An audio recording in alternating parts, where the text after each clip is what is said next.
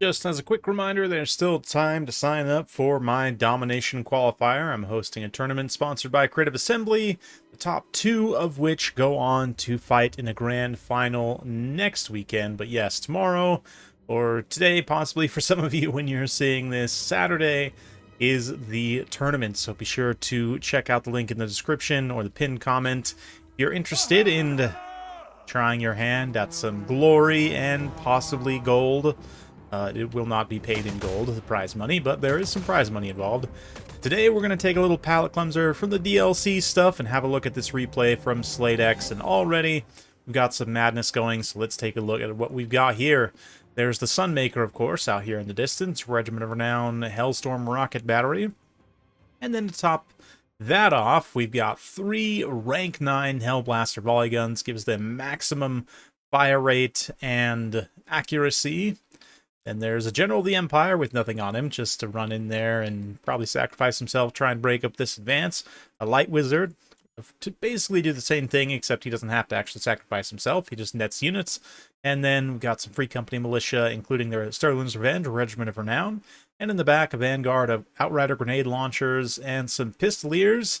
Their task is going to be to come in and try and shut down these cannons. We've got 3 Dwarven cannons on the opposite side that are quite a danger to counter-firing the Helblaster volley gun, although they have started pretty far forward, and they're actually in range of the Hellblasters. They normally have a pretty good ranged advantage, but they came quite a bit closer in their deployment zone than perhaps they needed to.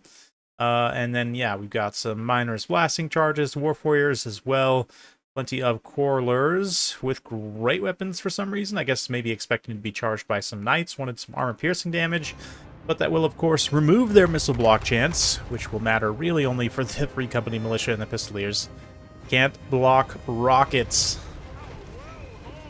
Wow, yeah, look at that cannon unit just getting instantly deleted. Multiple models down as the Hellblasters tear into them. The rockets also making their display, and it's a glorious day for the Empire, at least. Yeah, we can see the General of the Empire there running into the fray, getting ready to have a grand old time. Yeah, I did notice that in campaign there's a skill for the Lore Master of Hoeth. He can give Sword Masters of Hoeth the Ballistic Plating trait, which allows them to block cannonballs with their missile block chance. Absolutely hilarious, but not the subject of today's video. Instead, we get to watch this General of the Empire get absolutely pummeled, mostly by the Lord and the Runesmith here. But at the same time, he's making a nice little anvil for the ranged hammer of all these gunpowder units. Fire in. The Light Wizard also going to advance and then immediately pull back.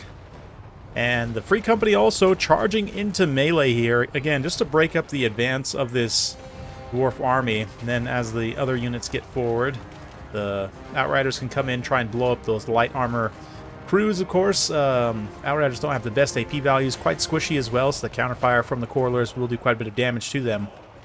But the Free Company actually making their presence felt here as they kind of range trade and assist with these Quarrelers here.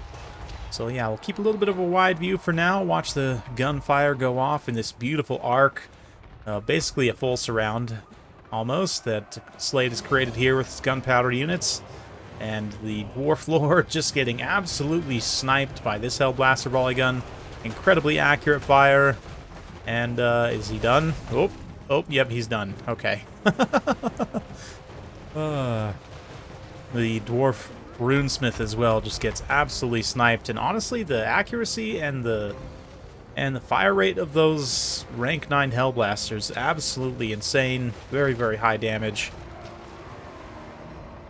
And will the Dwarves be able to overcome? We see one Quarreler getting somewhat close, maybe in a position to start shooting the artillery crews with their crossbows, as most artillery crews do. The Empire ones don't have any armor, so they'd get pretty well hit by this, but they get netted. Oh, they are still in range to shoot, though. Ooh, they're going to do some really good damage here. Watch their value just shoot up as it happens, but then watch their health shoot down as they get... Oh, man, they're in like a Dread Column formation. It's an absolute disaster. The entire unit is killed in seconds. Yeah. Bad day to be a dwarf today. Definitely some Slayers going to be made after this debacle.